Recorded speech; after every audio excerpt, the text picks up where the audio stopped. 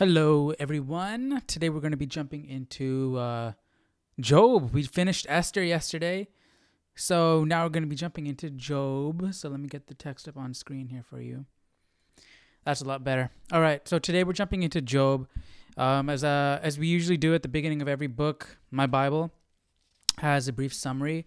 So I don't want to read all of it, but getting the author and the date would be really cool, because a lot of people say that Job is the first book ever written, the first book of the Bible that was written. Some people disagree. So I'm curious to see what my Bible's got to say. And if Job was the first book ever written, who wrote Job? Even if it wasn't the first book ever written, who wrote it? Like stuff like that. I'm curious. So let's check out this. Let's check out what my Bible's got to say. It is, let's see, where are we? Author and date, okay? There is no consensus about who wrote the book of Job or when it was written. That's interesting. I feel like a lot of people say that it's the first book. Suggestions for an author include Job, Elihu, Solomon, and even Moses. As for the time of writing, there is a strong literary evidence that the book of Job was compiled and written during the time of Solomon. Oh, okay. So then that can't be the first book. When wisdom literature flourished. The mention of iron tools and weapons, and even mining, implies a date during the Iron Age. Moreover, the description of a horse in a military context may indicate the mounted war horse, which was used at the earliest around the 10th century BC. Furthermore, at least two passages in Job may allude to biblical passages of the Solomonic era.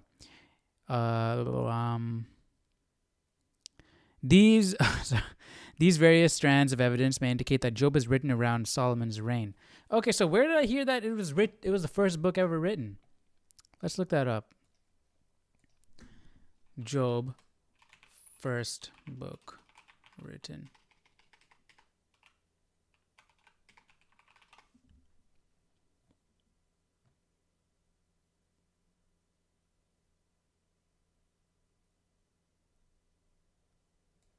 Or Job, oldest book.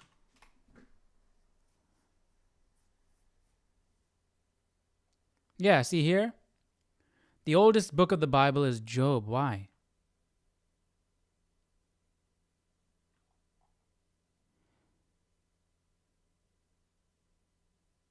Okay, where was that quote?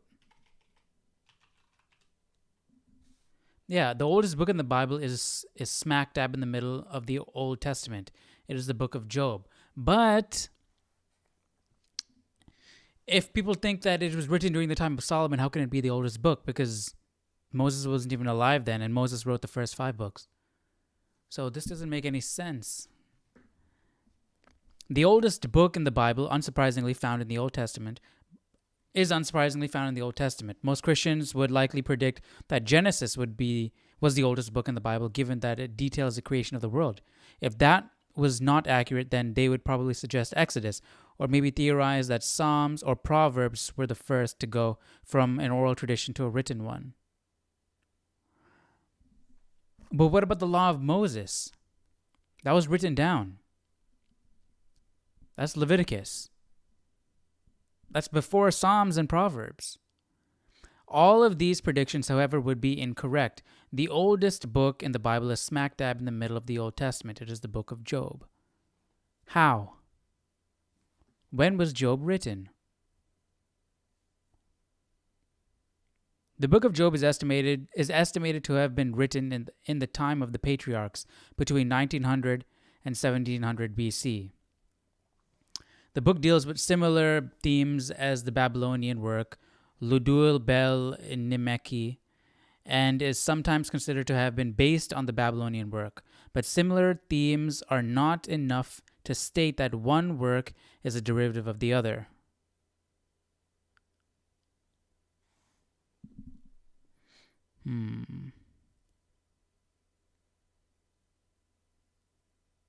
Job is written in. While themes found in Job are common across the ancient world, the language is not. Job is written in a form of Hebrew that is even older than the ancient Hebrew that makes up most of the Old Testament. In fact, the language used in Job is not even usually referred to as ancient Hebrew. Instead, it is called Paleo-Hebrew. The book also contains Syriac and Arabic expressions which point to a period of time between 1900 and 1700 BC, when the Shemitic tribes had not yet separated into speaking separate Syriac, Hebrew, and Arabic dialects. Instead, they still shared a common language. Okay, they're talking about the law of Moses here. The age of the book of Job can also be found in what is noticeably missing from the book. There are no mentions of the covenant, the law of Moses, or the priesthood. Okay, so they're saying they didn't even mention the law of Moses, so this is probably before the law of Moses. There are not even any mentions of the Israelite people or the promised land. Instead, Job offers sacrifices himself for his sons without the use of a priesthood, temple, or consecrated altar. His wealth is measured by the size of his herds and the amount of keseta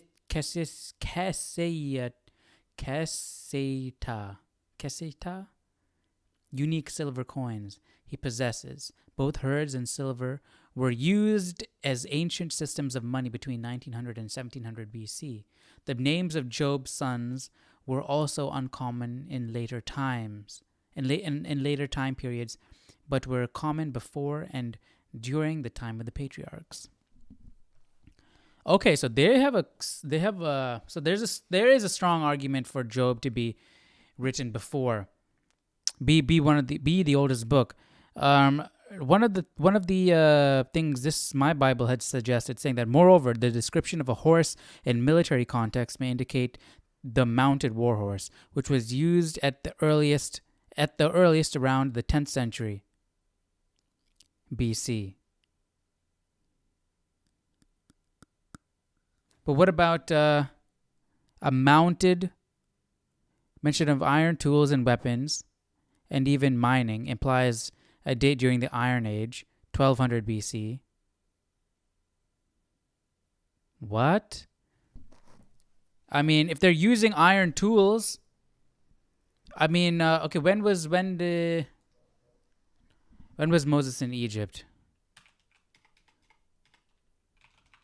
Dates. Moses in Egypt. We didn't even start reading.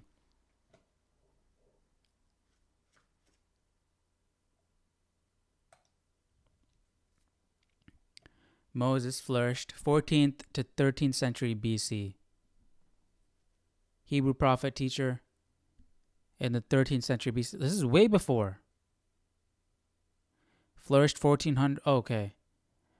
1400 BC to 1201 BC.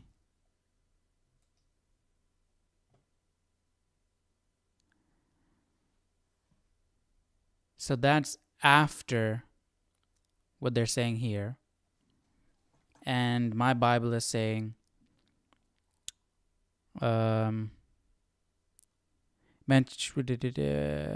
mention of iron tools and weapons, even mining, implies a date during the Iron Age. When was the Iron Age? The war horse was used at the earliest around the 10th century BC.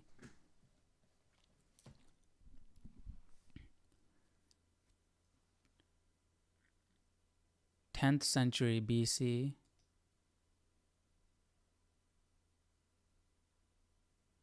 And if Moses flourished 14th to 1201, I mean, didn't they have chariots? So what do you mean the war horse?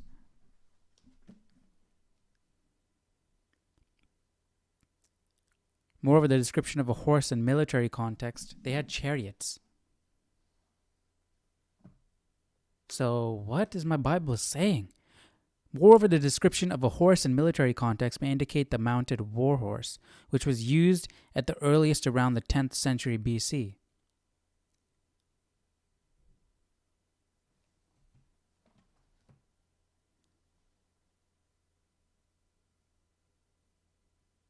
Tenth century BC is after this, after Moses, and they used horses in war in Egypt.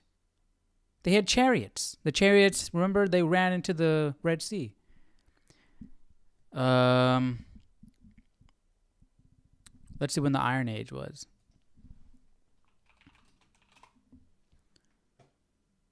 Wikipedia, save the day. Iron Age.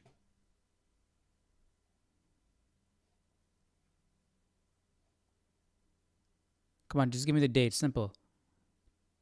The Bronze Age in the 12th century BC was the collapse of the Bronze Age. Between Iron Age and India, but would we need the Iron Age? I mean, I guess it'll be around the same place. Okay, between 12th and 11th century.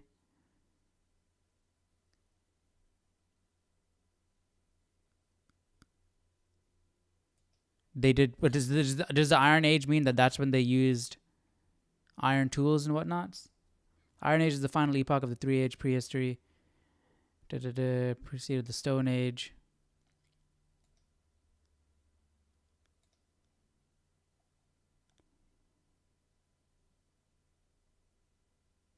Middle East, Southeastern Europe, about 1200 BC. So you're telling me they didn't use final technological and cultural stage in the stone, bronze, Iron Age sequence, the date of the full Iron Age in which this metal, for the most part, replaced bronze in implements. Oh, okay, replaced bronze. So okay. We know that the Israelites used bronze, but the Philistines could use iron. I don't know when that was. I don't know the dates. But we can look into this at a later date. We didn't even get started into the reading yet, so I don't want to take too much time. But it seems like I would imagine there being a good argument for both sides. If people do believe in either one, I'm pretty sure that people can make an argument for either one, right? If there are some people that believe one way or the other, that means an argument can be made one way or the other. And I mean, there are a lot of people who are not, I'm pretty sure there are a lot of people who are not dumb who believe that Job was the first book ever written. I'm sure there's a lot of people who are not dumb who believe that Job was written around the time of Solomon. So it just depends on how you interpret the evidence. So we got to find the evidence, and then we got to look into it and then interpret it. And we can do that in another video maybe. But for now, let's jump into chapter 1 of Job. Took a good almost 20 minutes looking into that. But here we go. Chapter 1. Job and his family in Uz. Of Job. There was a man in the land of Uz whose name was Job. And that man was blameless and upright, and one who feared God and shunned evil. And there are also people who believe that the story of Job is only a parable and not really literal events. So let me know what you guys think about that as we continue to read on. Blameless and upright, and one who feared God and shunned evil. And 7 sons and 3 daughters were born to him. Also, that's also already interesting, right? He was blameless and upright. Blameless? So does that mean he's sinless? Did he not sin? If he didn't sin, I mean, he's a man, He's human. His possessions were 7,000 sheep, 3,000 camels, 500 yoke of oxen, 500 female donkeys, and a very large household, so that this man was the greatest of all the people of the East. And his sons would go and feast in their houses, each on his appointed day, and would send and invite their 3 sisters to eat and drink with them. So it was, when the days of feasting had run their course, that Job would send and sanctify them. and he would rise early in the morning and offer burnt offerings according to the number of them all. For Job said, It may be that my sons have sinned and cursed God in their hearts. Thus, So he did regular burnt offerings as a just-in-case measure, as a preventative type of measure, or, just continual offerings. So just in case we do sin, whatever, we're okay. So he's really on top of things, this guy, Job. Job did regularly. Now, there was a day when the sons of God came to present themselves before the Lord. Okay. Sons of God. Is this the godly line of Seth? Or is this angels? Right? Going back to that Genesis thing. Now, there was a day when the sons of God came to present themselves before the Lord, and Satan also came among them. And the Lord said to Satan, From where? Okay. Now there was a day when the sons of God came to present themselves before the Lord, and Satan also came among them. That cannot be the sons of the godly line of Seth. Yeah, that's got to be angel. They got to be talking about angels.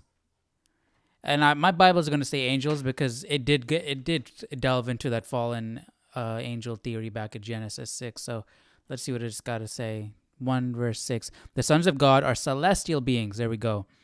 Celestial beings or angels who are created by him and who serve him as his holy ones. The imagery seemingly indicates the heavenly council over which the Lord sits as supreme king.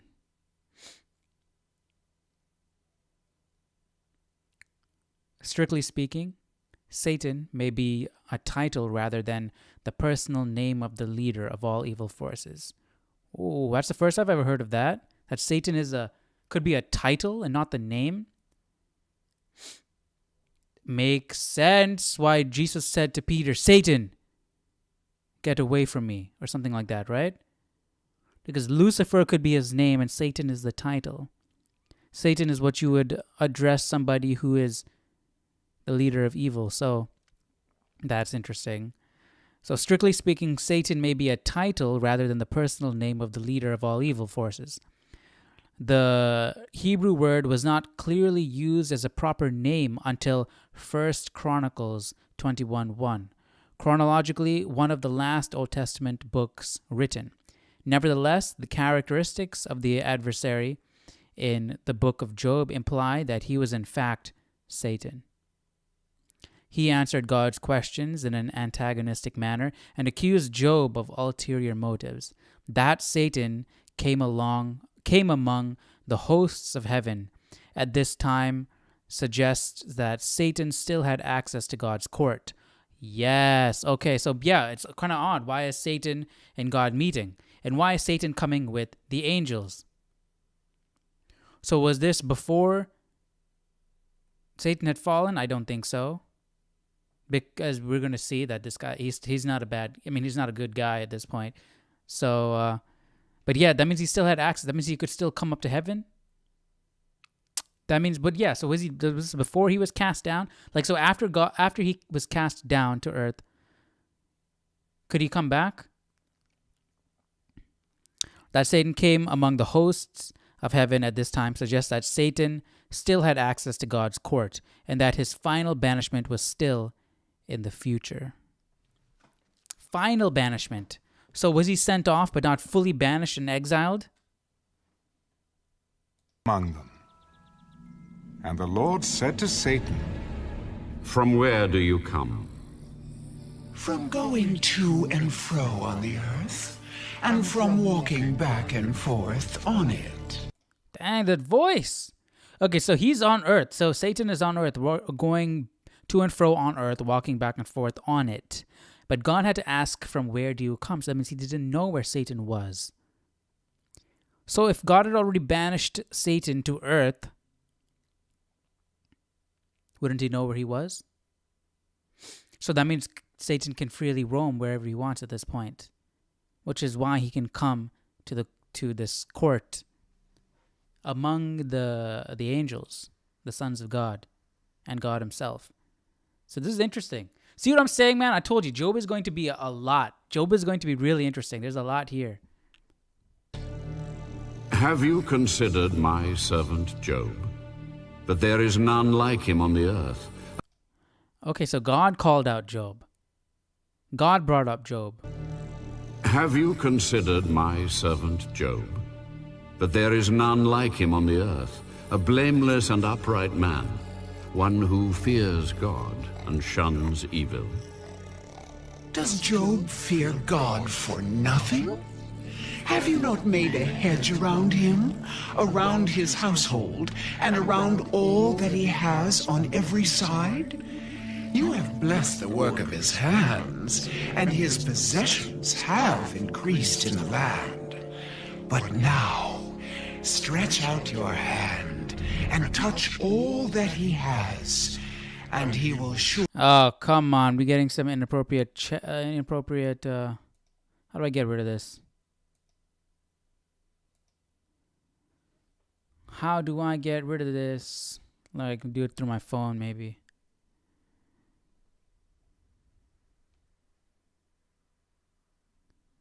Come on, this is... Why do you gotta do this, man? Huh?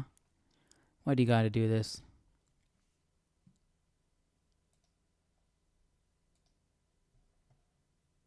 Where is...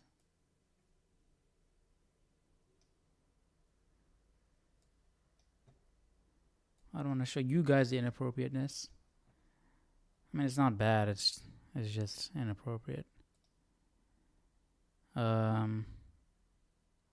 Remove.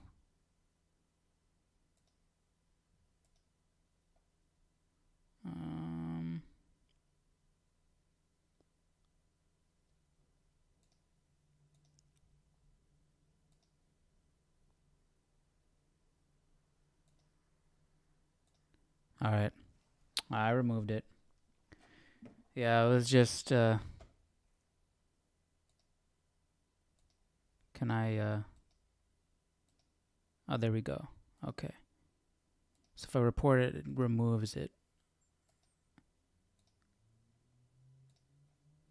Okay, perfect. All right, sorry about that. That was annoying. ...the land. But now, stretch out your hand and touch all that he has. Did it come back? Is he still the bot? No, it's not. We're good. Okay. It's just still showing up on my thing, but it's not there. Okay. Have increased in the land, but But there is none like him on the earth, a blameless and upright man, one who fears God and shuns evil. Does Job fear God for nothing? Have you not made a hedge around him, around his household, and around all that he has on every side? You have blessed the work of his hands, and his possession. So he's like, of course this guy would be, would fear you and respect you. You gave him everything, right? He's living a lavish life. He has a hedge around him, his household, and you've blessed everything he's done. Obviously, he's going to respect you. Possessions have increased in the land, but now stretch out your hand and touch all that he has, and he will surely curse you to your face. I guess by this he's meaning touch all that he has, like in a negative way, like destroy what he has, and he will curse you. The only reason he is praising you and worshiping you is because you've given him everything. So Satan is trying to egg God on, trying to get under his skin and make him doubt Job. Behold, all that he has is in your power. Only do not lay a hand on his person. So Satan went out from the presence of the Lord. So God was like, all right, bet. You really think that? Okay. You can do whatever you want to him, just don't hurt him, his being, his person.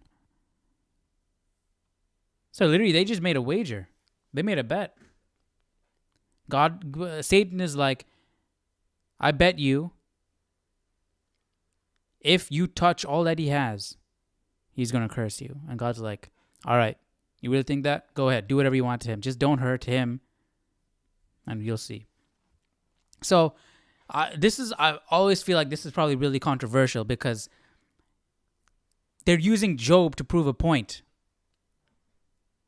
So God allowed for all this hardship to happen, like Job to lose his family. So for Job's wife to die, for his kids to die, for him to go through all this suffering just to prove a point to Satan. That's why probably some people believe that Job, the book of Job, is just a parable. It's just a metaphor to teach a lesson. What do you guys think? Let me know down in the comment section. This is interesting. Not lay a hand on his person. Let's see what my Bible's got to say actually about all this.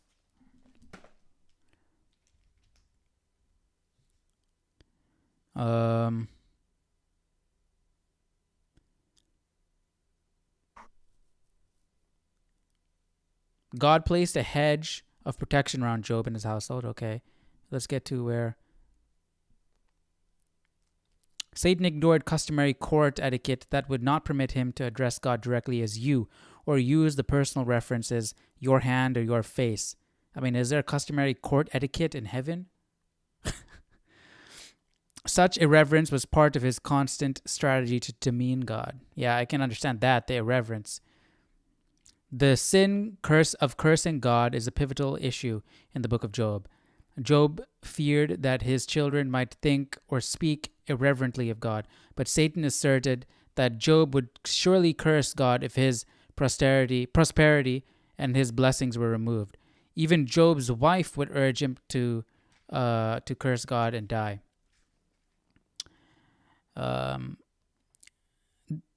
That Satan must receive permission from the Lord to lay a hand on Job indicates that God limits Satan's power.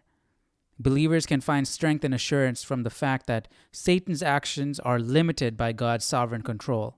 After the prologue, Satan is never mentioned directly again in the book of Job. He is only a minor character compared to the Lord of the universe. That's an interesting way to look at it. That God is limiting Satan's power. But then one can ask, why can't God take away Satan's power completely?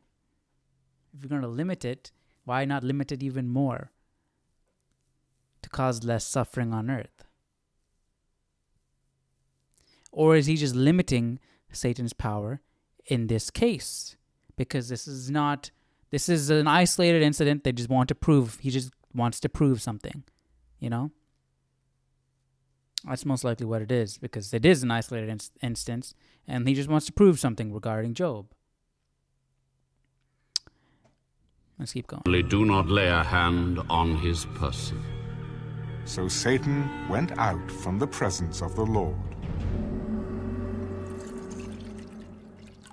Now there was a day when his sons and daughters were eating and drinking wine in their oldest brother's house, and a messenger came to Job.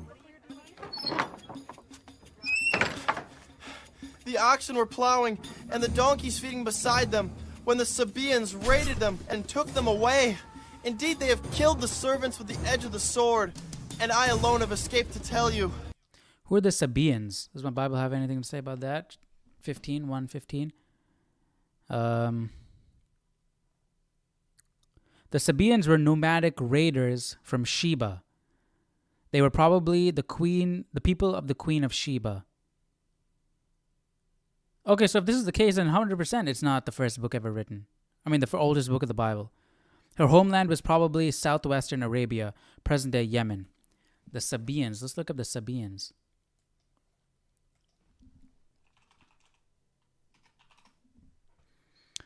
Who were the Sabaeans? The Sabaeans were an ancient group of people mentioned in the Bible coming from a nation far away from Israel. They were a people of stature. Wait, time out. If it's the oldest book, Okay. Yeah. I mix myself up. If it's the oldest book, it's not necessarily written. I mean, I was gonna say like, whoa, how are there Sabaeans when the Tower of Babel didn't even happen yet, you know? But it doesn't have to cover the contents in chronicle order. It doesn't have to cover events in chronicle order. Chronological order. What am I saying? You know? Okay, so there were people of stature and a rival nation to Israel. The Sabaeans lived in the land of Sheba, which archaeology suggests was a Semitic trading state that existed for thousands of years. But Israel wasn't even a nation. Or was it considered a nation? Did Israel have any enemies? When was Exodus and Numbers and Genesis, Exodus, Numbers, Deuteronomy, and Leviticus? When were they written?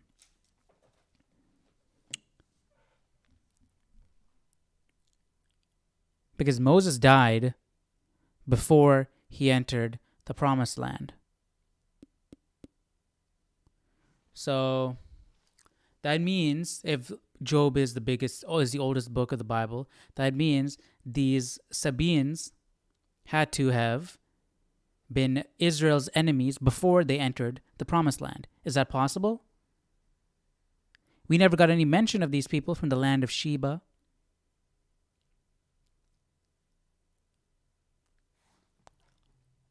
The capital of Sheba. The Sabaeans lived in the land of Sheba. Let's look it up. Land of Sheba. Map. All right. And let's look up also.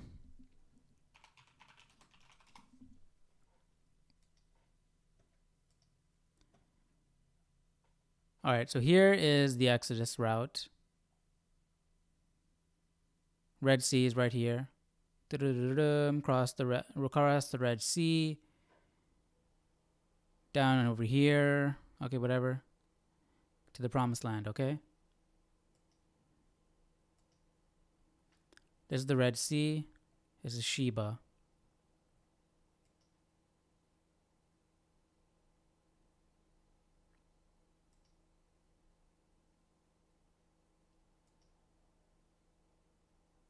Whoa.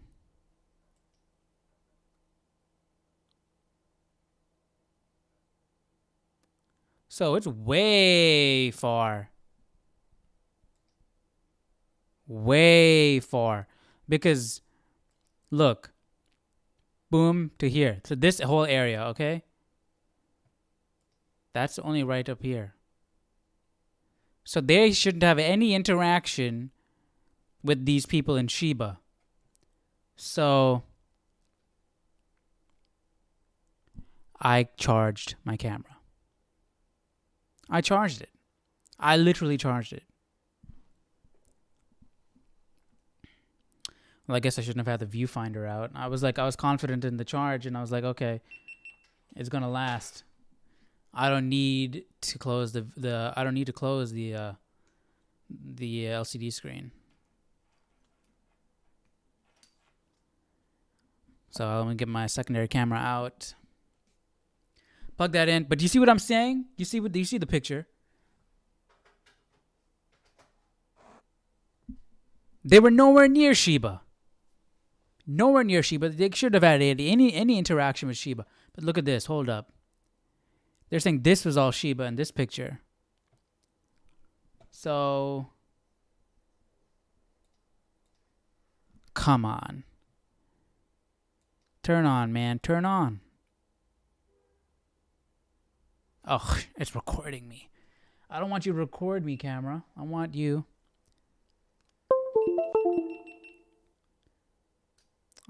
to turn on.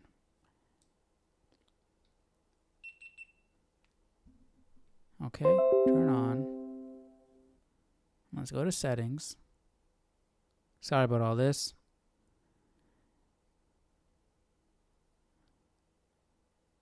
connections. This is what happens when you don't charge your camera long enough. You gotta do stuff like this.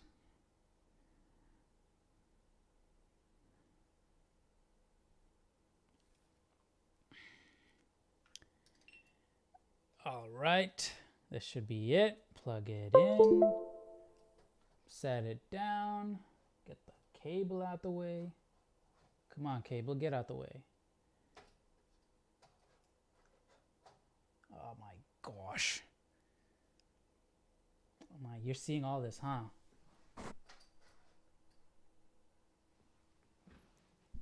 All right, are we good? Is that okay? That's okay.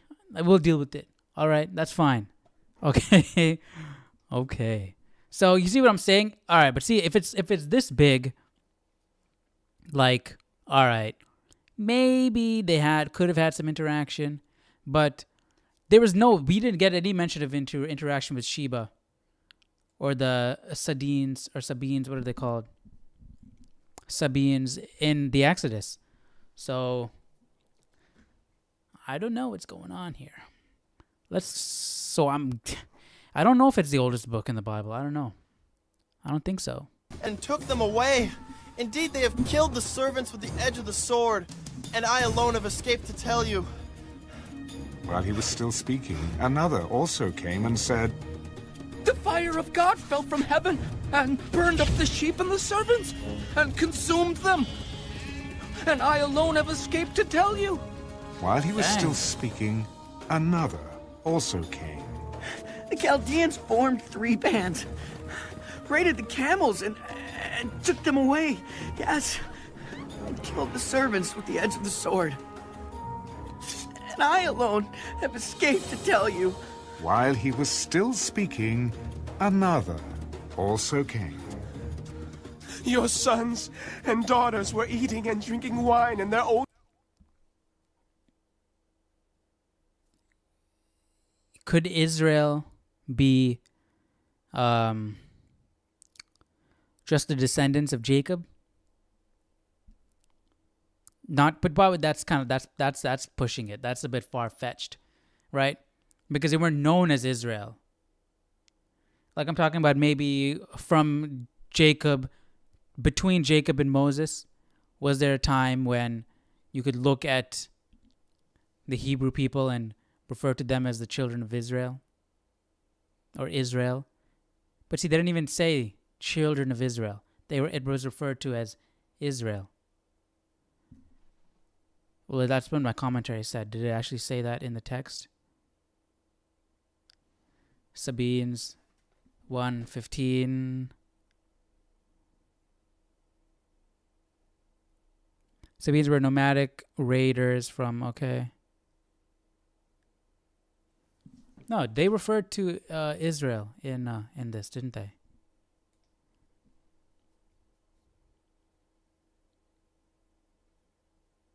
Or did they not? Where did I hear it? Where did I see Israel? Was it in my commentary or was it in the text? I don't see it in the text. Unless I'm missing it.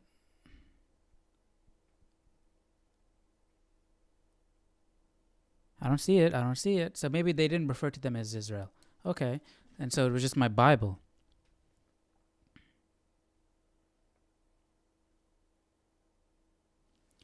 I don't see it in my Bible either. Maybe it was when I looked it up.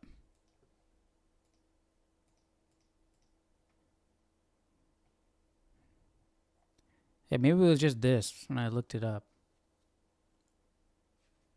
And a rival nation to Israel. Yeah, this could have been before they were a rival nation to Israel. But now, stretch out your hand. Chaldeans formed 3 Donkeys feeding beside them. House, and a messenger came to Job. The oxen were plowing, and the donkeys feeding beside them, when the Sabaeans raided them and took them away. Indeed, they have killed the servants with the edge Well, we of the can sword. skip. We already finished this. fell from heaven and burned up the sheep and the servants. And I alone have escaped to tell you. While he was still speaking, There's a another dragon flying around. also came. The Chaldeans formed 3 bands, raided the camels, and took them away. Yes, and killed the servants with the edge of the sword. And I alone have escaped to tell you. While he was still speaking, another also came. Your sons and daughters were eating and drinking wine in their oldest Oh, brother's no. house. And suddenly, Here we a go. great wind came from across the wilderness and struck the 4 corners of the house. And it fell on the young people, and they are dead. And I alone have escaped to tell you. Dang, that's... And Job that's- arose, tore his robe, and shaved his head, and he fell to the ground and worshipped. Naked I came from my mother's womb, and naked shall I return there. The Lord gave, and the Lord has taken away. Blessed be the name of the Lord. In all this, Job did not sin, nor Holy. charge God with wrong. That's... Imagine the amount of faith you have to have. You know? And like... Dang. Forget about honest, even moving past the faith. Like, you have faith that your friend... Well, God is different than just a friend. I was going to say, you have a faith that your friend exists. And if your friend, you know, could have prevented the death of your family, would you blame your friend? If you're standing right there and just didn't do anything, would you be mad at your friend? But see, that's just, you can't really use that because God has reasons for things that we can't see. And God gave. It's not like your friend gave you your friend, right? You know, so, or your family. Yeah, so that was a poor analogy. But, man, that's tough. See, this is why people think that this is probably a parable, because why would God allow something like this? Why would God allow Satan to go to such extent to just prove, to just prove a point?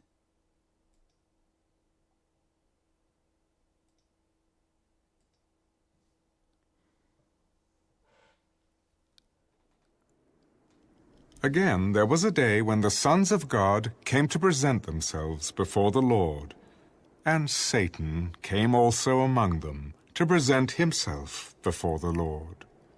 And the Lord said to Satan, From where do you come?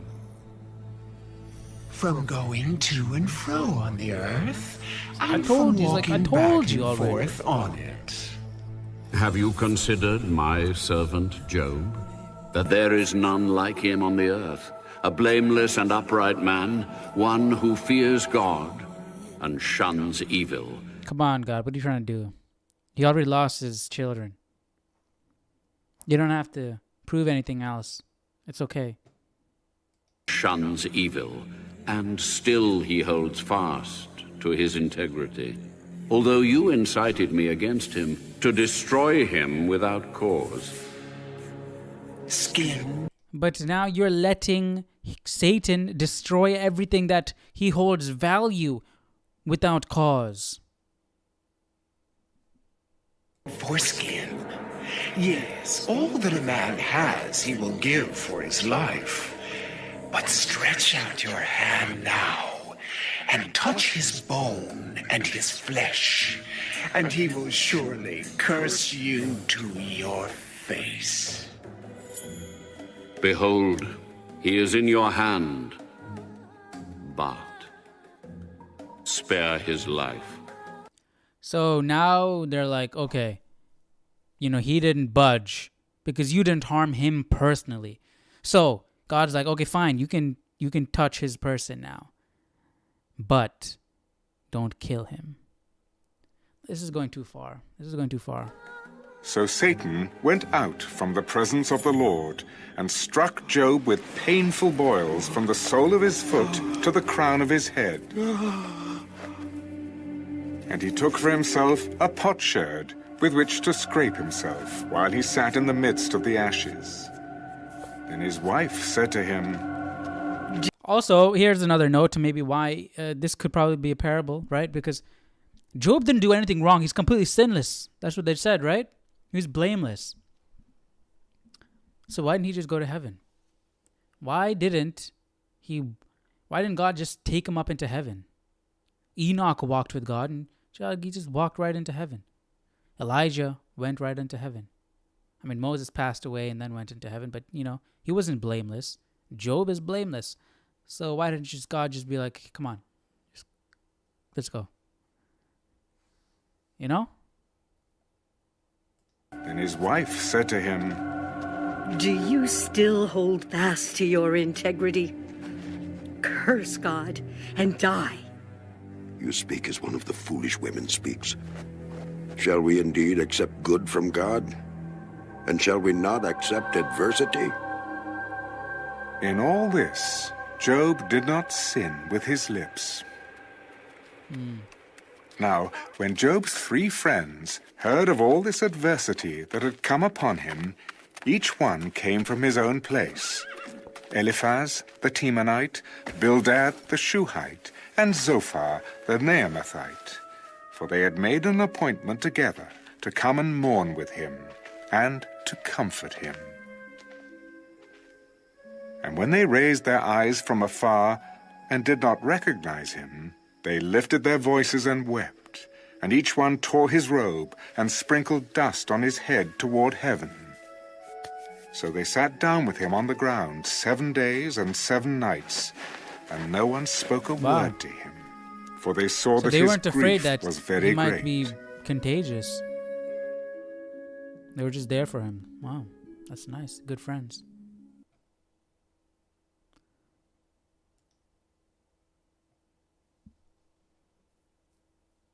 After this, Job opened his mouth and cursed the day of his birth. May the day perish on which I was born, and then... So he's wishing he was dead. He cursed the day of his birth, but he's not cursing God. But God gave him life. So would this be considered in a roundabout way a curse of God because it was due to God that he was born? I mean,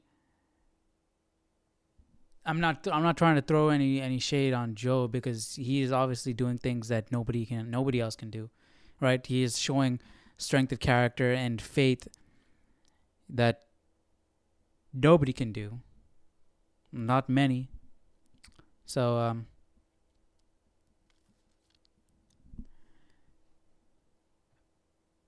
but that's interesting that he cursed the day he was born. He's wishing he was not alive. So I wonder what God felt about that. So that means at this moment, Job is not even thinking about the blessings that God gave him. He's just wishing it was all over. I was born, and the night in which it was said, a male child is conceived. May that day be darkness. May God above not seek it, nor the light shine upon it. May darkness and the shadow of death claim it. May a cloud settle on it. May the blackness of the day terrify it. As for that night, may darkness seize it. May it not rejoice among the days of the year. May it not come into the number of the months. Oh, may that night be barren. May no joyful shout come into it. May those curse it who curse the day. Those who are ready to arouse Leviathan, may the stars of its morning be dark. May it look for light but have none, and not see the dawning of the day. Because it did not shut up the doors of Leviathan. my... People also talk about this, right? Like, was this like a dinosaur or something in the Bible? I don't think it's a dinosaur because it says those who are ready to arouse Leviathan. Like, Leviathan is a name of a beast. Like, there's only one of it. Like a great beast. I mean, if it was a dinosaur, there'd be like a whole bunch of dinosaurs running around back in the day. I mean, not in Job's time, but not Leviathan, Like, you don't say, like, if cows went extinct, they wouldn't be, those are ready to arouse cow. No, just like a cow, because there's like a whole bunch of cows. Not Leviathan. It's like saying, like, Cthulhu. There's only one Cthulhu, Those who are ready to arouse Cthulhu flows better than those who are ready to arouse cow. You know what I mean? That the Cthulhu one matches the whole Leviathan thing, the Leviathan bit there. See what I'm saying? Because there's only one of them. So I don't think it's talking about dinosaurs like how some people say. Let's see what this Bible's got to say. Job 3:8.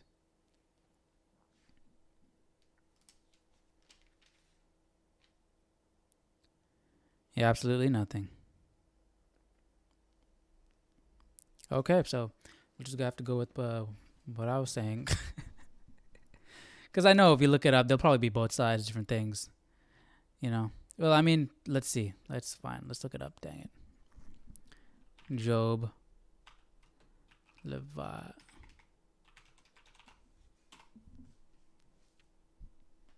Leviathan of Job 41. We're not even at 41 yet.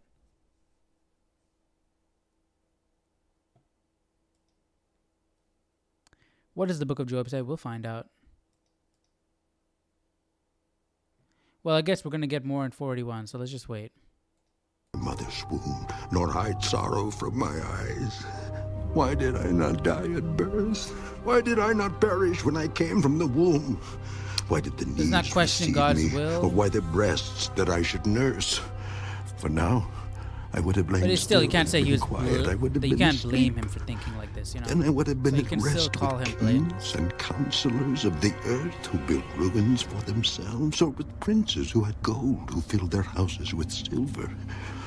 Or why was I not hidden like a stillborn child, like infants who never saw light? There the wicked cease from troubling, and there the weary are at rest. There the prisoners rest together. They do not hear the voice of the oppressor. The small and great are there, and the servant is free from his master. Why is light given to him who is in misery, and life to the bitter of soul who long for death, but it does not come, and search for it more than hidden treasures? That's Who rejoice exceedingly and are glad when they can find the grave? Why is light given Notice to a how man whose way he is so far to the point where he's longing for death and he's searching for it more than hidden treasures, right? That's his mindset. But he's not going to take his life because that is something that God had given him. hidden and whom God has hedged in? For my sighing comes before I eat, and my groanings pour out like water. For the thing I greatly feared has come upon me, and what I dreaded has happened to me. I am not at ease, nor am I quiet. I have no rest, for trouble comes.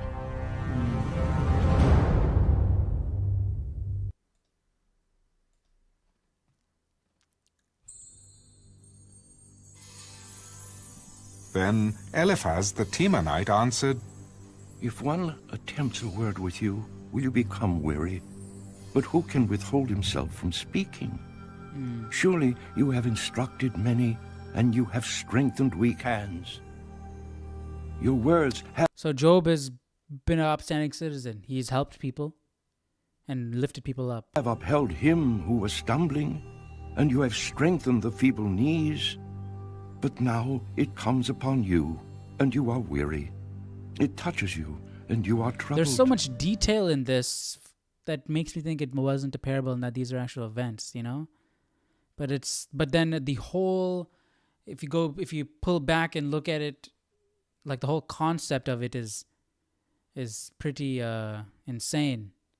A bet between God and the devil, and man has to pay the price, but for us to be in the middle, taking the brunt of everything, you know, like that seems like just a story to learn a lesson from, rather than something that actually happened. But then there's so much detail. Is not your reverence, your confidence, and the integrity of your ways your hope? Remember now, who ever perished being innocent? Or where were the upright ever cut off? Even as I have seen, those who plow iniquity and sow trouble reap the same. By the blast of God they perish, and by the breath of his anger they are consumed. The roaring of the lion, the voice of the fierce lion, and the teeth of the young lions are broken. The old lion perishes for lack of prey, and the cubs of the lioness are scattered. Now, a word was secretly brought to me, and my ear received a whisper of it. What is it? In disquieting thoughts from the visions of the night, when deep sleep falls on men, fear came upon me, and trembling, which made all my bones shake. Then a spirit passed before my face. The hair on my body stood up. It stood still, but I could not discern its appearance. A form was before my eyes. There was silence. Then I heard a voice saying, "Can a mortal be more righteous than God? No. Can a man be more pure than his Maker? No. If he puts no trust in his servants, if he charges his angels with error, how much more those who dwell in houses of clay, whose foundation is in the dust, who are crushed before a moth? They are broken in pieces from morning till evening. They perish forever with no one regarding. Does not their own excellence go away? They die even without wisdom." That's what my Bible's got to say about all this. Chapter 4. Okay. Eliphaz highlights the retribution doctrine. That is, God supports the righteous but abandons the wicked, with two rhetorical questions. He supports his belief by an appeal to his experience. That is, you reap what you sow. Because the word trouble is the same word used by Job to describe his own plight as full of sorrow and misery, Eliphaz may be equating Job with the wicked who plow iniquity. Okay, let's go to chapter 7 to 9 and break that down.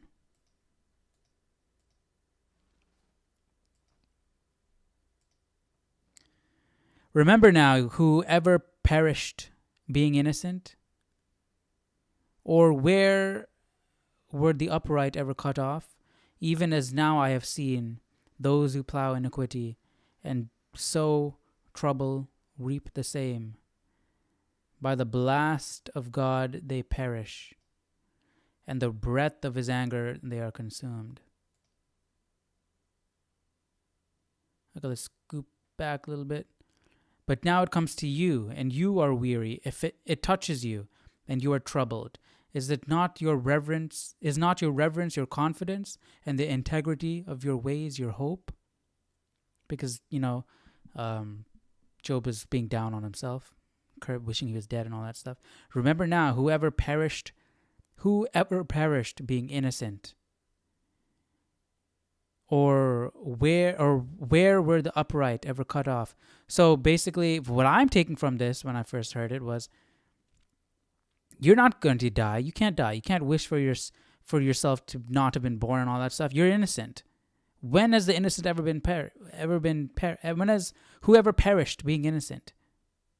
Oh wait, no. Remember now, whoever perished being innocent, or where were the upright ever cut off? Or where were the upright ever cut off?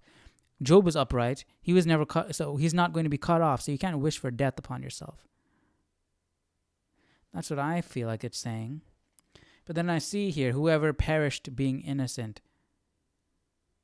No. Eliphaz highlights the retribution doctrine. That is, God supports the righteous but abandons the wicked. With two rhetorical questions. He supports his belief by an appeal to his experience. That is, you reap what you sow. Because the word trouble is the same word used by Job to describe his own plight as full of sorrow and misery, Eliphaz may be equating Job with the wicked who plow iniquity. I don't think so. What do you guys think? Maybe I'm not understanding. To the reader, it may seem that Eliphaz suddenly adds illustrations of God's retribution on animals. But probably these are proverbial sayings with a double meaning. Eliphaz may have been implying that Job's groanings and roarings made him comparable to the old lion, symbolizing the wicked, whose sins were now being repaid with suffering. The roaring of the lion, the voice of the fierce lion, and the teeth of the young lions are broken. The old lion perishes for lack of prey, and the cubs of the lioness are scattered.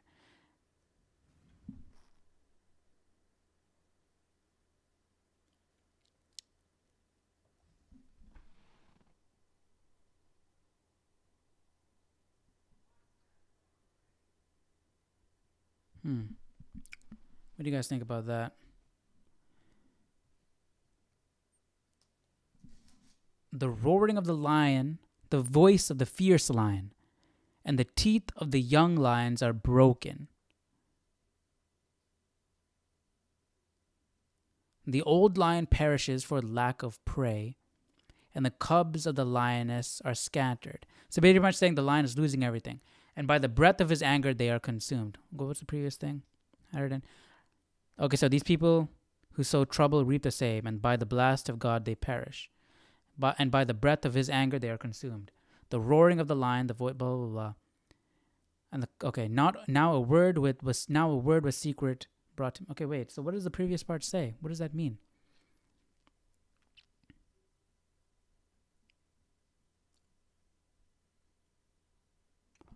It's just so showing that the roaring of the lion, the voice of the fierce lion, is that the breath of his anger, and the teeth of the young lion are broken. The young lions are broken.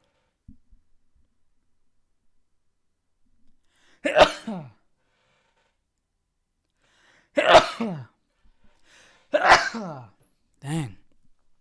And the old lion perishes for the lack of prey. So there's no food for the old lion.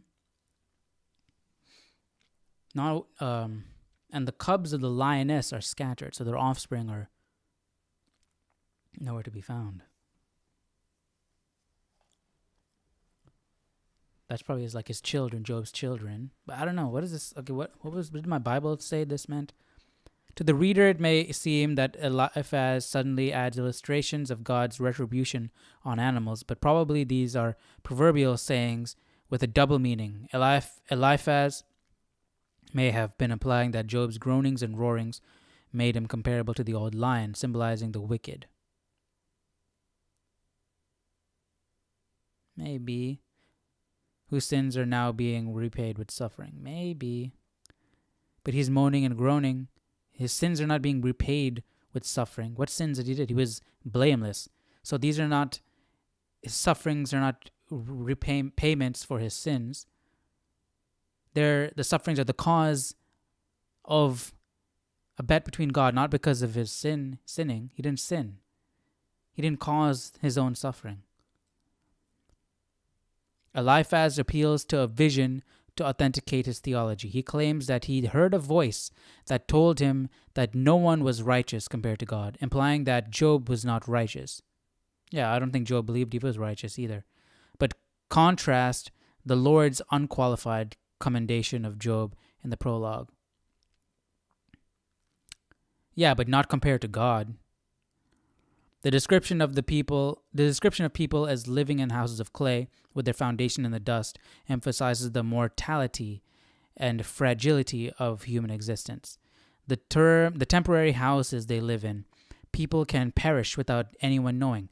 Elsewhere, Job uses the same two Hebrew words in parallel to describe the fragility of the human body.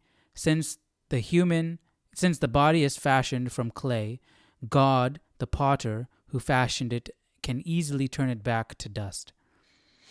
The Hebrew word for the phrase "their own excellence" may mean tent cord. What? Thus, the text may be stating that humanity's existence is as precarious as a tent in the midst of a windstorm. Okay.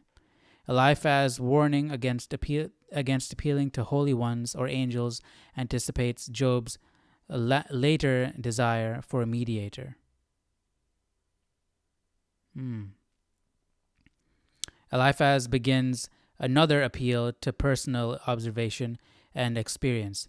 Eliphaz uses a play on the words ground and man, along with the repetition of the word trouble, to aid his argument that Job's trouble did not come out of nowhere, that is, spring from the ground. Oh, whoa. I'm jumping into chapter 5. We didn't even get there yet. I was like, I don't remember any of this happening.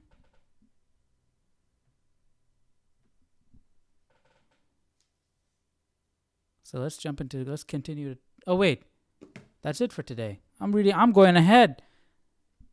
Dang. Okay, well, we got a little sneak peek at chapter 5. We're going to continue with Eliphaz speaking and Job responding. You see what I mean? Job is extremely interesting, and it's a hard book. It's a difficult book to understand. So yeah. I would like, if you guys have any insight, let me know down in the comment section, because Job is tough. Job is tough. The whole concept of the book is, from the get-go, is tough because you don't know, is it real, is it not, right? And then if it's real, the idea of the devil and God having a bet with each other and Job being stuck in the middle is hard to grasp, like to reason with, like why, you know? And then the actual text of what's happening, the way it's written, the words used, the metaphors, the probable, like the symbolism. You can't just read it, is what I'm trying to say. You can't just read it like a storybook. It's a lot in here. So yeah, if you guys have any insight, let me know down in the comment section. I'd love to hear from you. But yeah, that's going to be it for today. We're over an hour. And yeah, tomorrow we'll jump into chapter 5. And it's going to continue with this conversation. So it's not like, we're done. So we got a lot more to do. So chapter 5 will be tomorrow. Hope you guys enjoyed today's reading. I know it's a lot. And it's probably confusing. But we're going to keep at it. So I hope to see you guys tomorrow. And hope you guys have a great rest of your day. All right? Take care. See you tomorrow.